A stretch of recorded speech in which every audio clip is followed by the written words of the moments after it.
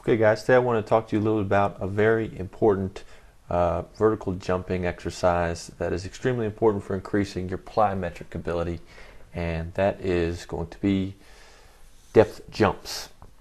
First of all, it's important to understand that depth jumps is different from drop jumps or shock drops, as well as box jumps. See, a depth jump is when you jump off a box at a certain height, absorb the energy into the ground, and then jump as high as you can upwards. That is a depth jump. Now a drop jump or a shock drop is when you jump off a box and just absorb the energy without the successive jumping into the air. And a box jump is simply when you jump from the ground up into the air.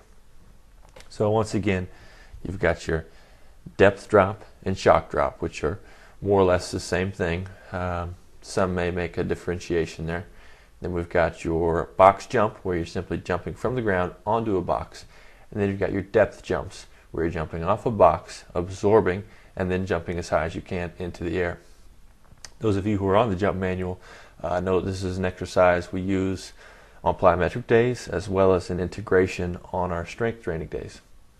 And this is a very important exercise because it teaches you to do what you do in athletic competition, which is absorb force and then transfer that force into the air. Now, depth jumps do a few different things, and if you watch the plyometric video, you'll understand, but they do increase the tendon stiffness in your Achilles tendon, as well as in other areas in your body, so that you can properly absorb force. Now, if that tendon is not properly stiff, if it's too soft, then you're not going to be able to transfer energy quickly enough to take advantage of the force that's being applied into the ground.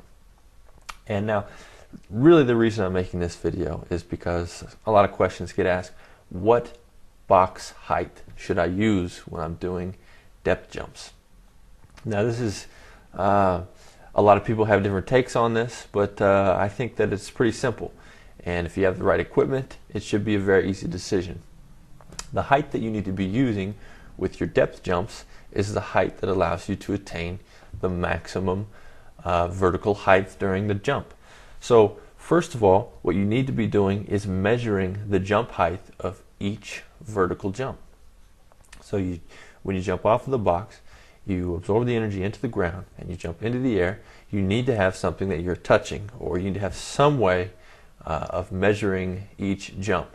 Now, you can station the box in front of the rim, or you can station the box at a ceiling level and use the tip of your finger, then use your knuckle, then use the top of your hand.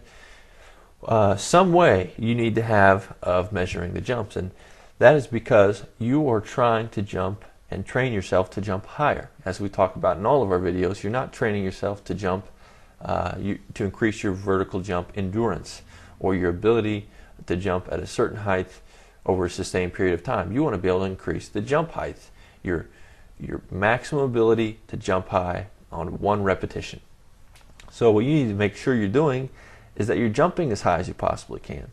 That way you can be absolutely certain that each jump is actually furthering your ability to jump higher, and you're not just grinding out mindless repetitions. I say that all the time, and people still don't get it. Some of you guys are, I know this, Jacob, I know this, but some people still don't get that. So I think it's very important to internalize that, and measuring it is the surest way to get a bead on that intensity level per repetition.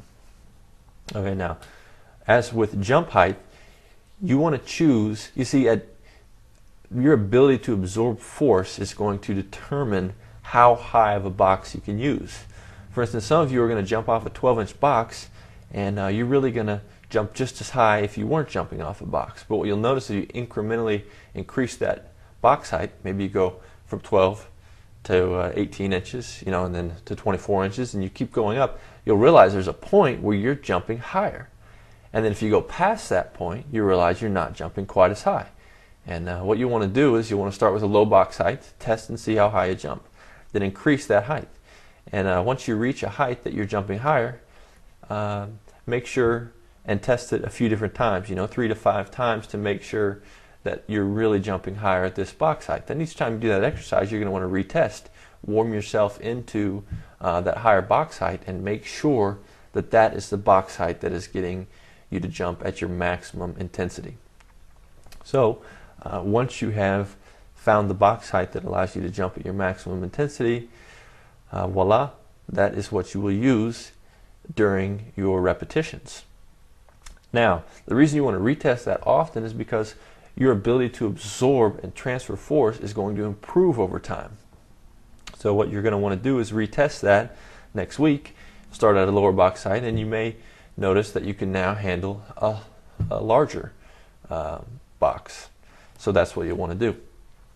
Now I just want to, that was the main point of this video, is to let you know that you need to choose the box height that maximizes your ability to absorb and transfer force, and that will change, and you need to adapt to that. That is the reason I'm making this video. Now let me rant a little bit. So this is not going to be the point of this video, and I'll probably make a more succinct video based on the comments, but consider this fact. Based on the height of the box you're using, you're going to jump higher into the air. So what that tells you is that based on the force you absorb, you will actually jump higher if you can absorb that perfect amount of force. Now consider that when you're doing your vertical jump approach. When you're approaching the rim and you want to dunk, or you want to block a shot, you need to work on your approach at also providing that type of force absorption before the jump. If you run into your vertical jump very slowly, you're not going to provide enough of that eccentric energy in order to transfer it into the air during the vertical jump.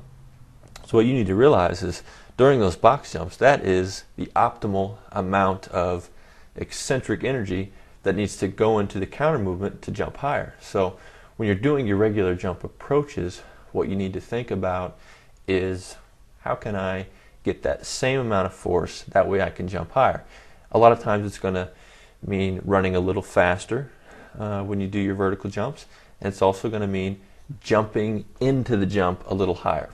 It may mean slowing down or jumping a little lower. What you need to do is find that happy medium where you're not running so fast into it that you're not able to handle the force absorption and transfer the energy.